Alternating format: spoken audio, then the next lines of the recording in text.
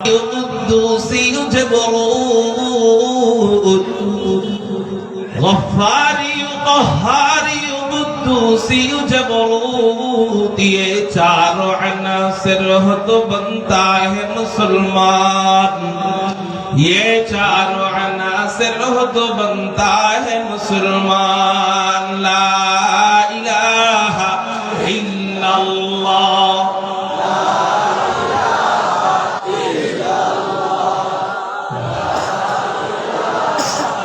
لا إله إلا الله لا إله إلا الله لا إله إلا الله لا إله إلا الله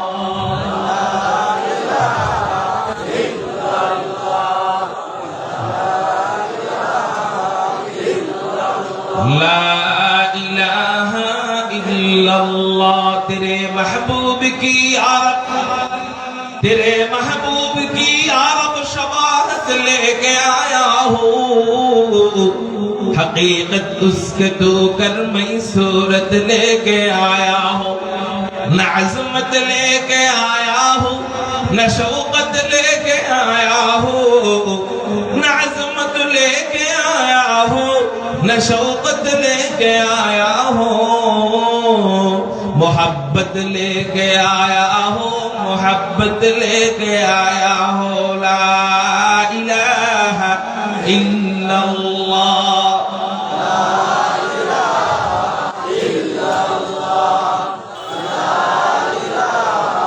ला इलाहा इल्लल्लाह मुहम्मदुर रसूलुल्लाह सल्लल्लाहु अलैहि वसल्लम अल्हम्दुलिल्लाह আল্লাহ জাল্লা জালালুহু আম্মা নওয়ালুহুর দরবারে লাখ কোটি শুকরিয়া আদায় করি যে মহান রব্বে করিম আমাদেরকে বৈলর ধানীখোলা আহলুস সুন্নাত ওয়াল জামাতের উদ্যোগে আয়োজিত ঐতিহাসিক 3 দিন ব্যাপী ইসলামী মহাসম্মেলনের সর্বশেষ দিনে আল্লাহ আমাদেরকে আসার বসার তৌফিক দান করেছেন সেজন্য সবাই অন্তরের অন্তঃস্থল থেকে উচ্চ কণ্ঠে মালিকের দরবারে শুকরিয়া আদায় করি চিৎকার দিয়ে বলি আলহামদুলিল্লাহ মুহতারাম হাজিরিন আমি আপনাদের সামনে একটি আয়াতে কারিমা তেলাওয়াত করেছি আল্লাহ পাক রব্বুল আলামিন আমাদের প্যারা হাবিব হাদিয়ে কুল ফখরে রাসূল ইমামুল আম্বিয়া সাইয়্যিদুল আম্বিয়া सैयदुल खलाइक अहमद मुजतबा मुहम्मदुर रसूलुल्लाह सल्लल्लाहु अलैहि वसल्लम के उद्देश्य करे चमत्कार একটি আয়াত নাযিল করেন আল্লাহ পাক রব্বুল আলামিন কুরআনুল কারীমের মধ্যে বলেন আউযু বিল্লাহি মিনাশ শাইতানির রাজীম বিসমিল্লাহির রহমানির রহিম ওয়া মা أرسلناك إلا رحمة للعالمين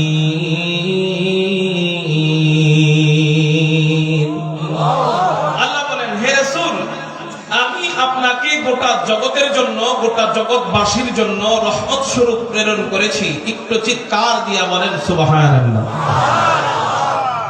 আমার নবীজিকে আল্লাহ গোটা জগৎবাসীর জন্য গোটা জগতের জন্য রহমত স্বরূপ পাঠিয়েছেন রহমত স্বরূপ মানে রহমতের অর্থ কি রহমত শব্দের অর্থ হলো দয়া জোরে বলেন কি আল্লাহ আমাদের নবীজিকে দয়া স্বরূপ পাঠিয়েছেন দয়া দিয়ে পাঠিয়েছেন এখন আমার নবী গোটা জগতের জন্য কিভাবে রহমত এটা নিয়ে যদি আলোচনা করি তাহলে গোটা জগৎ সামনে আনতে হয় সমগ্র জগৎ সামনে আনতে হয় সমস্ত জগৎ সামনে আনতে হয় এখন আপনারা বলেন সমস্ত জগৎ সামনে আনা কি আমাদের জন্য সম্ভব কারণ আমরা জানি না আল্লাহ কত জগৎ বানিয়েছেন যতটুকু জানি এতটুকু এই সংক্ষিপ্ত পরিসরে বয়ান করে শেষ করা সম্ভব নয় তাই বলে কি আলোচনা করব না হ্যাঁ অবশ্যই করব তবে কোন সাইড আলোচনা করলে আমাদের বেশি উপকার হবে আমার নবী জগতের জন্য রহমত তো জগতের মধ্যে আসমান আছে, আসমানের জন্য কিভাবে রহমত, এটা নিয়ে আলোচনা করলে কি বেশি ফায়দা হবে কিনা? আমার নবী জমিনের জন্য কিভাবে রহমত, এটা নিয়ে আলোচনা করলে বেশি ফায়দা হবে কিনা? আমার নবী সৌর জগতের জন্য কিভাবে রহমত, এটা নিয়ে আলোচনা করলে বেশি ফায়দা হবে কিনা? আমার নবী জিন জগতের জন্য কিভাবে রহমত, এটা নিয়ে আলোচনা করলে বেশি ফায়দা হবে কিনা? আমার নবী ফেরেশতা জগতের জন্য কিভাবে রহমত, এটা নিয়ে আলোচনা করলে বেশি ফায়দা হবে কিনা? বলে হ্যাঁ, ফায়দা তো কিছু হবেই, তবে তার চেয়ে বেশি ফায়দা হবে যদি বলি আমার নবী মানব জগতের জন্য কিভাবে রহমত। কোন জগতের জন্য? মানব জগৎ, মানে আপনার আমার জন্য কিভাবে রহমত। আজকের আলোচ্য বিষয় হলো আমার নবীজি আপনার আমার জন্য কিভাবে রহমত। এটা বুঝতে গেলে আগে বুঝতে হবে মানব জগতের জন্য কিভাবে রহমত। এটা বুঝতে গেলে বুঝতে হবে মানব জগতের মধ্যে কি বিভিন্ন শ্রেণী আছে নাকি একই শ্রেণীর অন্তর্ভুক্ত। বিভিন্ন শ্রেণী আছে, যেমন মানুষদের মধ্যে কেউ সাহাবী, মানুষদের মধ্যে কেউ আল্লাহ ওয়ালা মুত্তাকি বান্দা, মানুষদের মধ্যে কেউ মুমিন বান্দা, মানুষদের মধ্যে কেউ যুবক, মানুষদের মধ্যে কেউ শিশু বাচ্চা, মানুষদের মধ্যে কেউ ইতিম বাচ্চা, মানুষদের মধ্যে কেউ বুড়া, মানুষের মধ্যে কেউ নারী, মানুষের মধ্যে কেউ পুরুষ, মানুষের মধ্যে কেউ ব্যবসায়ী, মানুষের মধ্যে কেউ কর্মজীবী, মানুষের মধ্যে কেউ মুসলিম, মানুষদের মধ্যে কেউ অমুসলিম, মানুষদের মধ্যে কেউ আলেম, মানুষদের মধ্যে কেউ গায়রে আলেম, মানুষদের মধ্যে কেউ হাফেজ, মানুষদের মধ্যে কেউ গায়রে হাফেজ। বলেন মানুষদের মধ্যে এক শ্রেণী না অনেক শ্রেণী আছে? অনেক শ্রেণী আছে। তো আমার নবীজি মানুষের কোন শ্রেণীর জন্য রহমত? সব শ্রেণীর জন্য রহমত। কিভাবে? ওই কিভাবে জবাবটাই আজকের বয়ানে ইনশাআল্লাহ দিব। মানুষদের মধ্যে নবীদের পরে সবচেয়ে দামি শ্রেণী কারা? নবীদের পরে মানুষদের মধ্যে সবচেয়ে দামি শ্রেণী কারা? সাহাবায়ে কেরাম। সাহাবায়ে কেরামদের মধ্যে আবার সবচেয়ে দামি শ্রেণী আল্লাহর রাসূলের খলিফা। এই খলিফা ছিলেন কয়জন? চারজন। এই খলিফা কে? হযরত সিদ্দিক আকবর, আবু বকর রাদিয়াল্লাহু তাআলা আনহু, হযরত ওমর রাদিয়াল্লাহু তাআলা আনহু, হযরত উসমান রাদিয়াল্লাহু তাআলা আনহু, হযরত আলী রাদিয়াল্লাহু তাআলা আনহু। এই চারজনের নাম বললাম। এখন যদি পরিচয় দিতে যাই পুরো বয়ান চলে যাবে পরিচয় দিতে দিতে, আসল বয়ান আর করা হবে না। এই জন্য লম্বা পরিচয় দিব না, শুধু তাদের কবির ভাষায় তাদের পরিচয়টা কবিতা আকারে তুলে ধরবো। কবি বলেন, দুনিয়ায় সখাওয়াত মে তেরা নাম রহেগা, দুনিয়ায় সখাওয়াত মে তেরা নাম রহেগা, सिद्दीक तेरा नाम से इस्लाम रहेगा। আপনাদের কি জবান নাই? চিৎকার দিয়ে বলেন আল্লাহু আকবার। এই সাউন্ড আপনাদের থেকে চাই, পাবো তো ইনশাআল্লাহ। দুনিয়ায়ে আদালত মে তেরা নাম রহেগা, দুনিয়ায়ে আদালত মে তেরা নাম রহেগা, उम्र तेरा नाम से इस्लाम रहेगा, उम्र तेरा नाम से इस्लाम रहेगा, दुनिया शुजाअत में तेरा नाम रहेगा, दुनिया शुजाअत में तेरा नाम रहेगा, उस्मान तेरा नाम से इस्लाम रहेगा, उस्मान तेरा नाम से इस्लाम रहेगा, दुनियाए मुसल्लत में तेरा नाम रहेगा, दुनियाए मुसल्लत में तेरा नाम रहेगा, आली तेरा नाम से इस्लाम रहेगा, आली तेरा नाम से इस्लाम रहेगा। কারো জবান যেন বন্ধ থাকে না, চিৎকার দিয়ে বলি না আল্লাহু আকবার। আমার নবীজি এই চার খলিফার জন্য কিভাবে রহমত। মানুষদের মধ্যে নবীদের পরে সবচেয়ে দামি হলো এই চার খলিফা। আমার নবীজি এই চার খলিফার জন্য কিভাবে রহমত। নবীজি ইবনে মাজাহ শরীফের 42 নম্বর হাদিসের মধ্যে জানায় দেয়, قال رسول الله صلى الله عليه وسلم انه من يعش منكم فسيرى اختلافا كثيرا। নবীজি বলেন আমি চলে যাওয়ার পর তোমাদের সমাজে যারা বসবাস করবে, জমিনে যারা বসবাস করবে, অনেক ইখতিলাফ দেখা দিবে। আমি চলে যাওয়ার পর অনেক মতানৈক্য দেখা দিবে। নবীজি বলেন অনেক মতানৈক্য দেখা দিবে। বলেন বর্তমান জমানায় অনেক ইখতিলাফ আর মতানৈক্য আছে না নাই? নামাজের মধ্যে কেউ হাত বাঁধে বুকের উপর, কেউ হাত বাঁধে নাভির উপর, কেউ হাত বাঁধে নাভির নিচে, কেউ হাত ছেড়ে দেয়। কেউ রমজানে তারাবি পড়ে তো তারাবি পড়ে 20 রাকাত, কেউ তারাবি পড়ে 8 রাকাত, কেউ দুরূদ পড়ে তো দুরূদ বৈশা, কেউ দুরূদ পড়ে, কেউ আবার দাঁড়ায় দুরূদ পড়ে, কেউ তাবলীগ করে আলেমদের সাথে থাইকা, কেউ তাবলীগ করে আলেমদেরকে মহব্বত কইরা, কেউ আবার তাবলীগ করে আলেমদের মাথায় টঙ্গির ময়দানে বাড়ি দিয়া। ইখতিলাফ আর মতানৈক্য আছে না নাই? নবীজি বলেন অনেক মতানৈক্য দেখা দিবে, ইখতিলাফান কাসীরান, অনেক মতানৈক্য দেখা দিবে। কিন্তু এই মতানৈক্যের কারণে তোমরা যেন বিপদগামী হয়ে যাও না, তোমরা যেন পথভ্রষ্ট হয়ে যাও না, এই মতানৈক্যের কারণে তোমরা যেন হেদায়েতের পথ থেকে দূরে সরে যাও না। আমি নবীজি তোমাদেরকে ফর্মুলা শিখিয়ে যাচ্ছি, এই ফর্মুলা মোতাবেক যদি তোমরা চলো, আমি নবীজি তোমাদেরকে গ্যারান্টি দিলাম, এই ফর্মুলা মোতাবেক তোমরা চললে তোমরা হেদায়েতের পথ পেয়ে যাইবা। নবীজি বলেন এই ফর্মুলা কি? 1 নম্বর ফর্মুলা, ফালাইকুম বিসুন্নতি। 1 নম্বর ফর্মুলা হলো তোমরা প্রত্যেকটা কাজে আমি নবীজির সুন্নতকে আঁকড়ে ধরবা। তোমার ব্যক্তিগত জীবন, তোমার পারিবারিক জীবন, তোমার সামাজিক জীবন, তোমার রাষ্ট্রীয় জীবন, তোমার প্রত্যেকটা জীবনে আমি রাসূলের সুন্নতকে আঁকড়ে ধরবা। 2 নম্বর ফর্মুলা হলো ওয়াসুন্নাতিল খুলাফায়ে রাশিদিনাল মাহদীয়্যিন। 2 নম্বর ফর্মুলা হলো আমি তোমাদের কাছে রাইখা গেলাম আমার খলিফাদেরকে, এই 4 জন খলিফাকে রাইখা গেলাম, এই সুপথ প্রাপ্ত হেদায়েত প্রাপ্ত খলিফাদের সুন্নতকে আঁকড়ে ধরবা, তো তোমরা হেদায়েতের পথ পেয়ে যাইবা। এখানে নবীজি কয় পাঠ বলছে? কয় পাঠ? 2 পাঠ। কয় পাঠ বলেন? 1 পাঠ হলো আলাইকুম বিসুন্নতি, আমার সুন্নাত। তাহলে নবীর সুন্নাত যারা মানে তারা হলো আহলুস সুন্নাত। নবীর সুন্নাত যারা মানে তারা কি? নবীর সুন্নাত অনুযায়ী যারা চলে তারা হলো আহলুস সুন্নাত। এরপর নবীজির হাদিস মোতাবেক সাহাবায়ে কেরামদের জামাতকে যারা অনুসরণ করে তারা হলো ওয়াল জামাত। তাহলে আমাদের দলের নাম হলো আহলুস সুন্নাত ওয়াল জামাত। আমরা হাদিস থেকে দলিল পেয়ে গেলাম, আমরা আহলুস সুন্নাত ওয়াল জামাত নামকরণ কেন করলাম? তার মানে আমি যদি আহলুস সুন্নাত ওয়াল জামাত নবীজির হাদিস মোতাবেক, নবীজির সুন্নাত মোতাবেক এবং সাহাবায়ে কেরামদের সুন্নাত মোতাবেক, বিশেষ করে 4 খলিফার সুন্নাত মোতাবেক আমার জীবনকে পরিচালনা করি, নবীজির হাদিস থেকে বোঝা যায় আমি জান্নাতি হয়ে যাব। আর এই আহলুস সুন্নাত ওয়াল জামাতের উদ্যোগেই তো মাহফিল, তাই না? আল্লাহ আমাদেরকে আকীদায়ে আহলুস সুন্নাত ওয়াল জামাত আমাদের জীবনে আমাদের বাস্তবায়ন করার তৌফিক দান করুক, সকলে বলি আমিন। তো নবীজি হাদিসের মধ্যে বললেন আল খুলাফায়ে রাশিদিন আল মাহদীয়্যিন। নবীজি খলিফাদেরকে বললেন তারা সুপথে রয়েছে। খলিফাদেরকে নবীজি কি বললেন?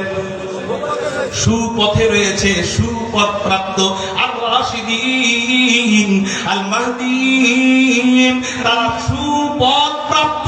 এবার আপনারা বলেন সুপথ প্রাপ্তরা কি জাহান্নামে আর জাহান্নামের পথে আছে না জান্নাতের পথে আছে? তো সাহাবীদের মধ্যে 4 খলিফার ব্যাপারে নবীজি গ্যারান্টি দিলেন তারা জান্নাতের পথে আছে। তার মানে নবীজি তাদের জন্য রহমতের বার্তা দিয়ে দিলেন, যাদের জন্য আমার নবীজি রহমতের বার্তা দিলেন, যেই 4 খলিফার জন্য আমার নবী রহমতের বার্তা দিলেন, এই 4 খলিফার জন্য আমার নবীজি কি গজব স্বরূপ নাকি রহমত স্বরূপ হয়ে গেলেন? এটাই আল্লাহ বলেন ওমা আরসালনাকা ইল্লা রাহমাতাল লিল আলামিন। আপনি গোটা জগতের জন্য, জগৎবাসীর জন্য রহমত। গোটা জগৎবাসীর মধ্যে মানব জগৎ হলো একটা জগৎ, মানব জগতের মধ্যে একটা শ্রেণী হলো 4 খলিফা। আল্লাহর নবী যে এই 4 খলিফার জন্য রহমত, তাহলে আমরা বুঝতে পারলাম মানুষদের মধ্যে 1 নম্বর শ্রেণী 4 খলিফার জন্য আমার নবী রহমত। 2 নম্বর শ্রেণী মানুষদের মধ্যে 2 নম্বর শ্রেণী হলো সমস্ত সাহাবায়ে কেরাম। 100 লক্ষ সাহাবীদের জন্য আমার নবীজি কিভাবে রহমত? নবীজি 100 লক্ষ সাহাবীদের ব্যাপারে অসংখ্য অগণিত হাদিস বর্ণনা করছেন, এর মধ্যে কুরআন কারীমের আয়াত বর্ণনা করছেন। নবীজি সাহাবায়ে কেরামদের ব্যাপারে আয়াত বর্ণনা করেন আমিনু কামা আমানান নাস। আল্লাহ নবীজির মাধ্যমে জানায়া যায়, শোনো উম্মতেরা, তোমরা ঈমান আনবা। কাদের মতো ঈমান আনবা? আওয়ামী লীগের মতো ঈমান আনবা। সকালবেলা আওয়ামী লীগ, দুপুর বেলা যখন নেত্রী হেলিকপ্টারে পলায় যায়, বিকেল বেলা আমি জামাত। সকালবেলা আমি আওয়ামী লীগ, আমার নেত্রী দুপুর বেলা পালায় যায়, তো বিকেল বেলা আমি বিএনপি। এইরকম ঈমান আনবা না। ঈমান আনবা কাদের মতো? আল্লাহ পাক নিজে নবীজির মাধ্যমে জানায় দিলেন, কোরআনের মাধ্যমে জানায় দিলেন, আমিনু কামা আমানান নাস। তোমরা ঈমান আনো, মানুষের মতো ঈমান আনো। মানুষের ব্যাখ্যা কি? মুহাদ্দিসিনে কেরাম, মুফাসসিরিনে কেরাম বলেন, এই মানুষের ব্যাখ্যা হলো সাহাবায়ে কেরাম। সাহাবায়ে কেরামদের সম্পর্কে এই আয়াত আল্লাহ নাযিল করেন। আল্লাহ বলেন, তোমরা ঈমান আনবা সাহাবায়ে কেরামদের মতো ঈমান। চিৎকার দিয়া বলেন সুবহানাল্লাহ। সাহাবায়ে কেরামদের ঈমান কেমন? হযরত হারাম বিন মিলহানের গলা কাটা হয়, গলা কাটা হয়। গলা কাটার পরে ফিনকে দিয়ে রক্ত বের হয়ে যায়। হারাম বিন মিলহান ওনার ওই গলা কাটার পর ফিনকে দিয়ে যখন রক্ত বের হয়, ওই রক্ত নিজের চোখের সামনে আইনা চিৎকার দেন না, চেঁচামেচি করেন না, কান্নাকাটি করেন না। আমরা নিজেদের রক্ত দেখলে কি বলি? ইন্না লিল্লাহি ওয়া ইন্না ইলাইহি রাজিউন। আমাকে মেরেই ফেলতেছে, আমি হত্যা হয়েই যাচ্ছি, আমি আহত হয়েই গেলাম, আমি নিহত হয়েই যাচ্ছি। নিজেদের রক্ত দেখলে এই জাতীয় ভয়ের বাক্যগুলা বলি। কিন্তু নবীজির সাহাবী হযরত হারাম বিন মিলহান, ইতিহাসের পাতার মধ্যে পাওয়া যায়, হারাম বিন মিলহান নিজের রক্ত নিজে নিয়া চিৎকার দিয়া বলেন, ফুস্তু রাব্বিল কাবা, কাবার রবের কসম, আমি দ্বীনের জন্য রক্ত দিয়া বিজয়ী হয়ে গেলাম। মুসলমান রক্ত দেওয়ার পরে বলে, আমরা বিজয়ী হয়ে গেছি। এই মুসলমানদেরকে ভয় দেখাও, এই মুসলমানদেরকে বাইরা তোমরা ইসলামকে ছিনায় নিবা। আল্লাহ পাকের জাত ও ইজ্জতের কসম করে বলি, এক ইসকন নয়, কোটি কোটি ইসকন মিলেও যদি আসে মুসলমানদেরকে ঈমান কেড়ে নেওয়ার জন্য, মুসলমানদেরকে হত্যা করবে, মুসলমানদের রক্ত যাবে, মুসলমানদেরকে মারবে, আমরা মার খাবো, তারপরেও ইসলামকে আমরা এই দেশ থেকে ধ্বংস হতে দিব না। আল্লাহু আকবার বলে দুই হাত। আল্লাহু আকবার। আল্লাহু আকবার। আমার শত্রুরা হুঁশিয়ার সাবধান। আরে তাকবীর। ইসলামের বিরুদ্ধে লেগেছে ফেরাউন। ফেরাউন ঠিক থাকতে পারে নাই, ফেরাউন ধ্বংস হয়ে গিয়েছে। ইসলামের বিরুদ্ধে লেগেছে নমরুদ। নমরুদ ঠিক থাকতে পারে নাই, ইসলাম ঠিকই রয়েছে, নমরুদ ধ্বংস হয়ে গিয়েছে। ইসলামের বিরুদ্ধে লেগেছে আবু জাহেল, উতবা, শাইবা, আবু লাহাব, ওরা ঠিক থাকতে পারে নাই, ইসলাম ঠিকই রয়েছে, ওরা ধ্বংস হয়ে গিয়েছে। ইসলামের বিরুদ্ধে লেগেছে বুশ, বুশ ঠিক থাকতে পারে নাই, ওরা ধ্বংস হয়েছে, ইসলাম ঠিকই রয়েছে। ইসলামের বিরুদ্ধে লেগেছে অং সান সূচি, অং সান সূচি ধ্বংস হয়ে গিয়েছে, ইসলাম ঠিকই রয়েছে। ইসলামের বিরুদ্ধে লেগেছে হাসিনা, হাসিনা ধ্বংস হয়ে গিয়েছে, ইসলাম ঠিকই রয়েছে।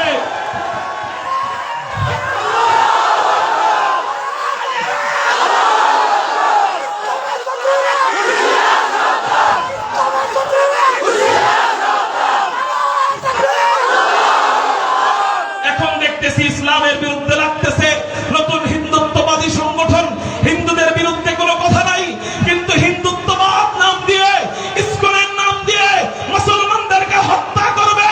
আল্লাহ পাকের জাত ও ইজ্জতের কসম করে বলি, আমরা রক্ত দিতে দিতে অভ্যাসে পরিণত করে ফেলেছি।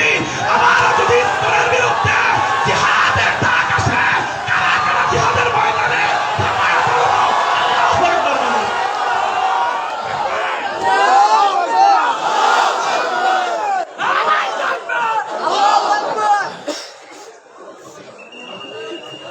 মুহতারাম হাজিরিন, আমরা মাননীয় সরকার মহোদয়কে বলতে চাই, আপনি ইসলামের পক্ষে কাজ করেন, আমরা আপনার সাথে আমরা আছি।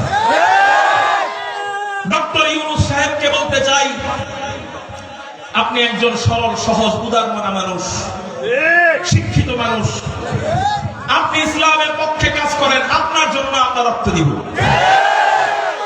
কিন্তু ইসলামের বিরুদ্ধে কাজ করবেন, হাসিনার মতো আপনাকে নামানোর জন্য রক্ত দেওয়া শুরু করবেন। এজন্য মাননীয় অন্তর্বর্তীকালীন সরকারকে বলতে চাই, আপনি দ্রুত ইসকনের এই হত্যাকাণ্ডের বিচার করুন।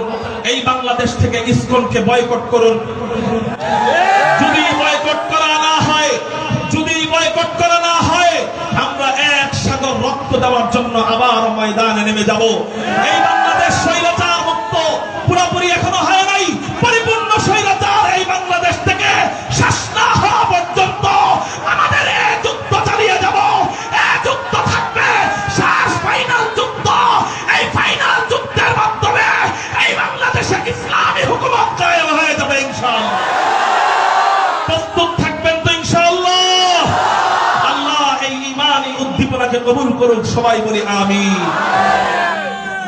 আমরাও চাই আপনারা দ্রুত সুরাহা করুন, আপনাদের সাথে থেকে আমরা কাজ করতে চাই।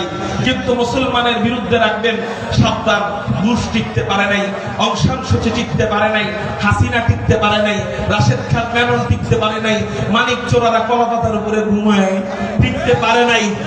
আপনারাও ঘুমানোর জায়গা পাইবেন না যদি ইসলামের পক্ষে কাজ না করে। আল্লাহ আমাদেরকে বুঝার তৌফিক দান করুক বলি আমিন।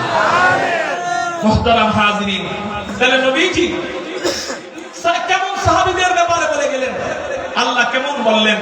আমিনু কামা আমানান নাস, তোমরা ঈমান আনো ও সাহাবীদের মতো। আমাদের ঈমান কি শুধু এই ময়দানে থাকবে না উলামায়ে কেরাম জিহাদের ডাক দিলেও সেখানে ঈমান নিয়ে হাজির হব? ঠিক আছে ইনশাআল্লাহ? নবীজি বললেন আমিনু কামা আমানান নাস, তোমরা ঈমান আনো তো সাহাবায়ে কেরামদের মতো ঈমান আনো। তাহলে নবীজি সাহাবায়ে কেরামদের মতো ঈমান আনতে বললেন, আল্লাহ সাহাবায়ে কেরামদের মতো ঈমান আনতে বললেন। শুধু এই আয়াতেই নয়, নবীজি হাদিসের মধ্যে জানায় দেয়, আলা রাসূলুল্লাহ সাল্লাল্লাহু আলাইহি ওয়াসাল্লাম আসহাবী কান নুজুম ফাবিআইহিম ইক্তাদাইতুম ইহতাদাইতুম। নবীজি বলেন আমার একজন সাহাবী হলো আসমানের তারকারাজির মতো, তোমরা যে কোনো একজন সাহাবীকে ফলো করবা, ইহতাদাইতুম, তোমরা হেদায়েত পেয়ে যাইবা। তাহলে নবীজি যে সাহাবীদের ব্যাপারে বললেন তাদেরকে ফলো করলে তোমরা হেদায়েত পাইবা, তারা কি জাহান্নামী না জান্নাতি? তাহলে নবীজি তাদেরকে জান্নাতের বার্তা দিয়ে নবীজি তাদের জন্য রহমতের বার্তা দিলেন না গজবের বার্তা দিলেন? তার মানে আমার নবী সাহাবীদের জন্য রহমত। জোরে বলেন সুবহানাল্লাহ। আসেন, মানুষদের মধ্যে 3 নাম্বার শ্রেণী। কয় নাম্বার শ্রেণী? সাহাবীদের পরের স্তর তারা। এই 3 নাম্বার শ্রেণী হলো মুত্তাকি বান্দা। জোরে বলেন কারা? মুত্তাকি বান্দাদের জন্য আমার নবী কিভাবে রহমত, আল্লাহ ওয়ালা বান্দাদের জন্য আমার নবী কিভাবে রহমত। নবীজি আল্লাহ ওয়ালাদের ব্যাপারে বুখারী শরীফের হাদিসের মধ্যে জানায় দেয়, এটা হলো হাদিসে কুদসি।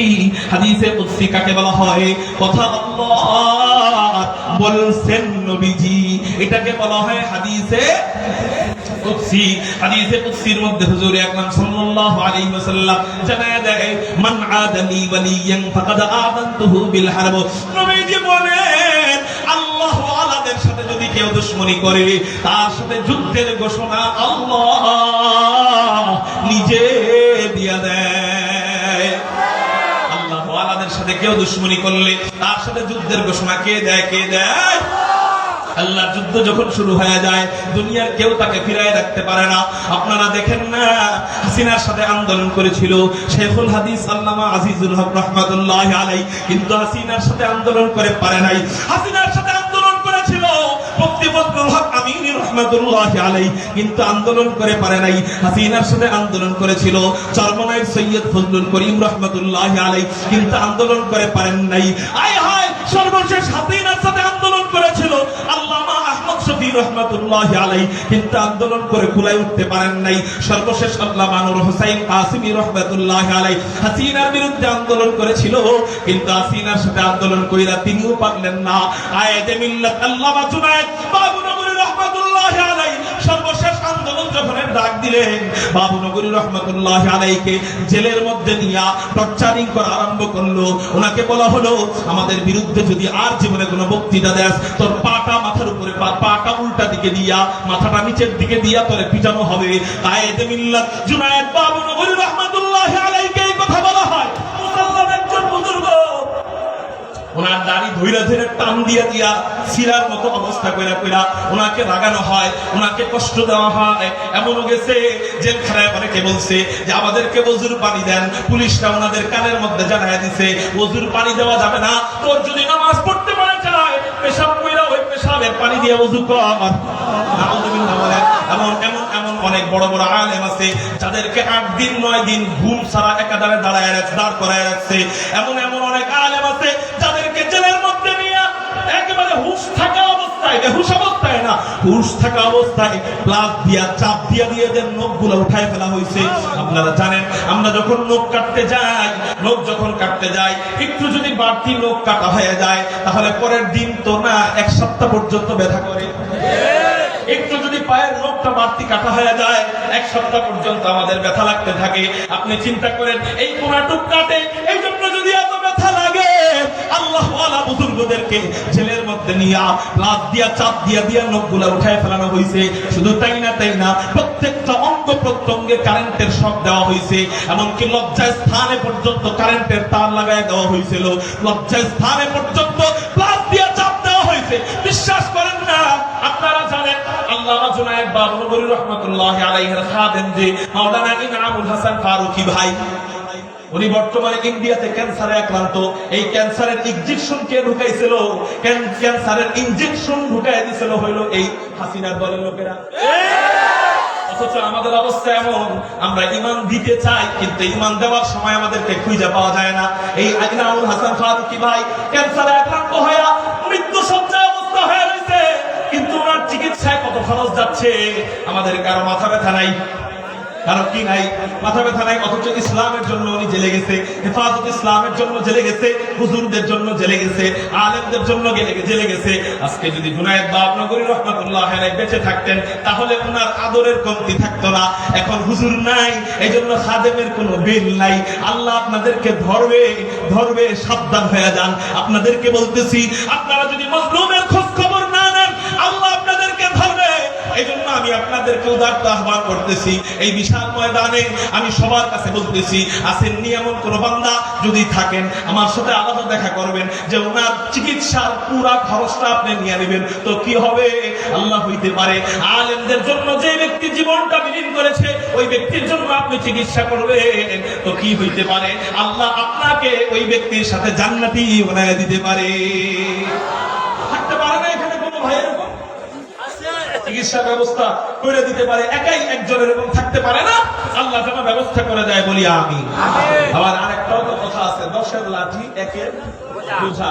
আপনারা 10 জন মিলেও যদি বলেন হুজুর আমরা ওনার চিকিৎসা ব্যবস্থা করে দিব, আমরা এর শরীর থাকবো, তারপরেও আমার সাথে আপনারা কথা বলতে পারেন, এটা আমার ইমানি দায়িত্ব বলে আমি বললাম। কমিটিরা মন গাজার করতে পারে যে হুজুর এখানে এটা বললেন কেন? ভাই এখানে আমার পকেটের জন্য আমি বলি নাই, আমার পেটের জন্য আমি বলি নাই, আমি ইসলামের জন্য বলছি।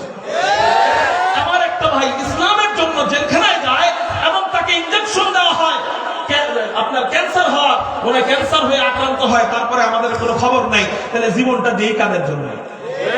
কথা বুঝেন নাই? এজন্য আপনারা দোয়া করেন আল্লাহ যেন আমার ভাইকে সুস্থ করে দেয়, সবাই বলি আমি। এ তো শুধু একজনের অবস্থা, এমন এমন ডোজ খাওয়াইছে, এমন এমন ইনজেকশন দিছে, কানে কানে বইলা দিছে, টের পাইবা 10 বছর পরে। কানে কানে বইলা দিছে কি? টের পাইবা কয় বছর পরে? 10 বছর পরে। অনেকে অসুস্থ হয়ে পড়তেছে, অনেকের মাথায় সমস্যা দেখা দিতেছে, অনেকের ব্রেনের সমস্যা দেখা দিতেছে, অনেকের শরীরের কন্ডিশনের সমস্যা দেখা দিতেছে। আগে ময়দানে অনেক ভালো ভালো বয়ান করতে পারতো, কিন্তু এখন কথা বলতে গেলে গলা ভেঙে যেতেছে। এমন অনেক মজলুম আলেমে দ্বীন আছে। এই আলেমদেরকে ধইরা ধইরা যখন জেলে নেওয়া আরম্ভ করে, ওই যে হাদিস বলছি, ওলিদের সাথে দুশমনি করলে তার সাথে যুদ্ধ করে কি? ও আল্লাহ ওয়ালাদেরকে কোণঠাসা করে ফেলে হাসিনা, সব বয়কট করে ফেললো। আলেমরা এখন আর কথা বলতে পারে না, ভাই আপনি খায়েন না, খেলে আমার সমস্যা হয়েছে। কেউ যখন কোনো কথা বলতে পারে না, আলেমদের জবান বন্ধ করে দিল। কারণ যেই জবান দিয়ে কথা বলবে এই জবানের ভিতরে প্যারাক কেড়ে দিতে জেলখানায় নিয়ে ধর্ষণের মামলা দিয়ে দিছে। একজন আলেমকে 40টা 50টা করে মামলা দিচ্ছে। সব যখন কোণঠাসা করে ফেললো, আল্লাহ কয় সবাই আটকাইতে পারছিস, আমারই তো আটকাইতে পারছ। আমি আল্লাহ যখন মারি, আমার যুদ্ধ যখন শুরু হয় তখন তো নাবালেগ 2 জন শিশু বাচ্চার মাধ্যমে আবু জাহেলকে মারছিলাম। আবু জাহেলকে মারার জন্য নবীজি হাজির হয়, আবু জাহেলকে মারার জন্য সিদ্দিকে আকবর হাজির হয়, কিন্তু সিদ্দিকে আকবর পারেন না, ওসমান মারতে পারেন না, ওমর মারতে পারেন না, আলী মারতে পারেন না। আল্লাহর যুদ্ধের ইচ্ছা যখন আইসা যায়, দুইজন নাবালেগ শিশুর মাধ্যমে আল্লাহ আবু জাহেলকে হত্যা করে জাহান্নামে পাঠায় দেয়। হাসিনাকে মারার জন্য বাংলার সব হুজুররা মিলে যখন পারে না, বিএনপির নেতারাও পারে না, জামাতের নেতারাও পারে না, জাতীয় পার্টির নেতারা পারে না, হেফাজতের নেতারা পারে না, খেলাফতের নেতারা পারে না, কেউ যখন পারে না, আল্লাহর যুদ্ধ তখন শুরু করে দেয়। এমন এক যুদ্ধ শুরু করে দেয়, স্কুলের নাবালেগ শিশুদের মাধ্যমে আল্লাহ এমন এক গণ অভ্যুত্থান উঠে দেয়। এক গণ অভ্যুত্থানে এক একজন স্বৈরাচারকে জুতা পিটা দিয়া দিয়া শিয়ালার কুকুরের মতো দেশ ছাড়া কইরা দেয়। কত মানুষ নামাজ পড়ে না, এত বড় অপমানিত তো কেউ হয় না। কত মানুষ রোজা রাখে না, এত বড় অপমানিত তো কেউ হয় না। কত মানুষ গাঁজা খায়, এত বড় অপমানিত তো কেউ হয় না। কত মানুষ জিনা করে, এত বড় অপমানিত তো কেউ হয় না। কত মানুষ চুরি করে, এত বড় অপমানিত তো হয় না। কিন্তু তোদের এত বড় অপমান হতে হয় কেন? তোকে বাবার মূর্তির মাথার মধ্যে মানুষ সোয়াবের নিয়তে পেশাব করে। এত বড় অপমান কেন? তুই বিচারপতি, মাগার কলা পাতার উপরে ঘুমাস, এত বড় অপমান তোদের কেন? বলে একমাত্র কারণ নবীজি 1450 বছর আগে এই কারণ জানা গেছে। ক্বালা রাসূলুল্লাহ সাল্লাল্লাহু আলাইহি ওয়াসাল্লাম, ক্বালা আল্লাহু তাআলা, মান আদালি ওয়ালিয়ান ফাকাদ আযানতুহু বিল হারব। নবীজি বলেন, আল্লাহ ওয়ালাদের সাথে যদি কেউ দুশমনি করে, তাদের পরিণতি এমনই হয়ে যায়, আল্লাহ নিজে তার সাথে যুদ্ধের ঘোষণা দিয়া দেয়। তাহলে বোঝা গেল আল্লাহ ওয়ালাদের সাথে জীবন গেলেও দুশমনি করা যাবে। এক একজন আল্লাহ ওয়ালা এক এক সেক্টরে কাজ করতেছেন। কোন বলি রাজনীতি নিয়ে কাজ করতেছেন, কোন আল্লাহ ওয়ালা খানকা নিয়ে কাজ করতেছেন, কোন আল্লাহ ওয়ালা মাহফিলের ময়দান নিয়ে কাজ করতেছেন, কোন আল্লাহ ওয়ালা ভিন্ন এক সেক্টরে তাবলীগের সেক্টরে কাজ করতেছেন। কিন্তু আপনি তাবলীগ করেন বইলা খানকা ওয়ালাদেরকে গালি দিবেন, এটা তো মানায় না। আপনি তাবলীগ করেন, আপনি খানকা করেন দেখা আপনি তাবলীগ ওয়ালাদেরকে গালি দিবেন, এটা তো মানায় না। আপনি রাজনীতি করেন বইলা আপনি খানকা ওয়ালাদেরকে গালি দিবেন, এটা তো মানায় না। আপনি খানকা করেন বইলা তাবলীগ ওয়ালাদেরকে, রাজনীতি ওয়ালাদেরকে গালি দিবেন, এটা তো মানায় না। বরং মনে মনে এটা রাখা দরকার যে আমার জন্য সব কাজ করা জরুরি ছিল। কারণ নবীজি রাজনৈতিক ময়দানেও ছিল, নবীজি রাজনীতির ময়দানেও ছিল, খানকার ময়দানেও ছিল, মাহফিলের ময়দানেও ছিল, তাবলীগের ময়দানেও ছিল। যখন যেটার জরুরত নবীজি সেটা করেছেন। তো সবগুলা একসাথে আমি তো একা করতে পারবো না। আমার অমুক ভাই অমুক এক আল্লাহ ওয়ালা রাজনীতি নিয়ে কাজ করতেছে, আমি তাবলীগ নিয়ে কাজ করতেছি। আলহামদুলিল্লাহ আমি নিজে রাজনীতি করতে পারতেছি না, কিন্তু অমুক একজন আল্লাহ ওয়ালা রাজনীতির কাজটা কইরা নবী ওয়ালা এক সেক্টর উনি পূরণ করে দিতেছে। এই জন্য আমার জন্য আসান হইল, আমি আবার খানকায় মেহনত করি। এই জন্য আমি বলবো যে তাবলীগ করাটা আমার জন্য জরুরি ছিল, কিন্তু তাবলীগের এই কাজটা আরেক ভাইয়ের মাধ্যমে আল্লাহ নিতেছে, এই জন্য আলহামদুলিল্লাহ বলা জরুরি ছিল। কিন্তু আমি কি হয়ে গেলাম, সমাজটা কি হয়ে গেল, আমি খানকা করি দেখা তাবলীগ ওয়ালাদের বিরোধিতা করি, তাবলীগ করি দেখা খানকার বিরোধিতা করি, তাবলীগ করি দেখা রাজনীতির বিরোধিতা করি, রাজনীতি করি দেখা মাহফিলের বিরোধিতা করি। এটা আমাদের জন্য কাম্য নয়। আমি যদি কোন মুসল্লাম বুজুর্গের বিরোধিতা করলাম, তো আল্লাহর সাথে যুদ্ধে লিপ্ত হয়ে গেলাম। এই জন্য আজকে একটা নিয়ত করেন, এই ময়দান থেকে আলেমের ভুল আলেমে ধরবে, ইঞ্জিনিয়ারের ভুল হয়েছে এটা ভ্যানওয়ালা ধরলে মানাবে, ডাক্তারের ভুল হয়েছে এটা যদি ইঞ্জিনিয়ার ধরে মানায়, আরে ডাক্তারের ভুল ডাক্তারে ধরবে, ডাক্তারের ভুল ইঞ্জিনিয়ার ধরতে পারে না, ইঞ্জিনিয়ারের ভুল ডাক্তার ধরতে পারে না। এই জন্য আলেমের ভুল আলেম ধরবে। নিয়ত করেন জীবনে ইনশাআল্লাহ কোন আল্লাহ ওয়ালার বিরুদ্ধে কলম ধরবো না, তাদের গীবত করবো না, তাদের শিকায়ত করবো না, কোন বলির দুশমনি করবো না। রাজি আছেন কারা কারা? আল্লাহু আকবার বলে দুই হাত। রাজি আছেন ইনশাআল্লাহ? ওলিদের সম্পর্কে ভক্তি শ্রদ্ধা দিলে রাখবো তো ইনশাআল্লাহ।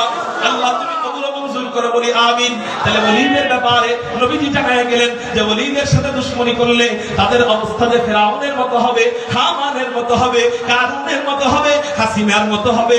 তাদের অবস্থা যে হাসিনার মতো হবে, এটা 1450 বছর আগে ইঙ্গিত দিয়ে গেলেন যে মহামানব। সেই মহামানবের নাম মুহাম্মদুর রাসূলুল্লাহ সাল্লাল্লাহু আলাইহি ওয়াসাল্লাম। তার মানে বোঝা গেল আমার নবীজি আল্লাহু আলাদের জন্য রহমত। একটু চিৎকার দিয়া বলেন সুবহানাল্লাহ। মুত্তাকি বান্দা, আল্লাহু আলা মুত্তাকি বান্দার ব্যাপারে আলোচনা গেল। মুত্তাকির পরের স্তর হলো মুমিন বান্দা। জোরে বলেন কারা?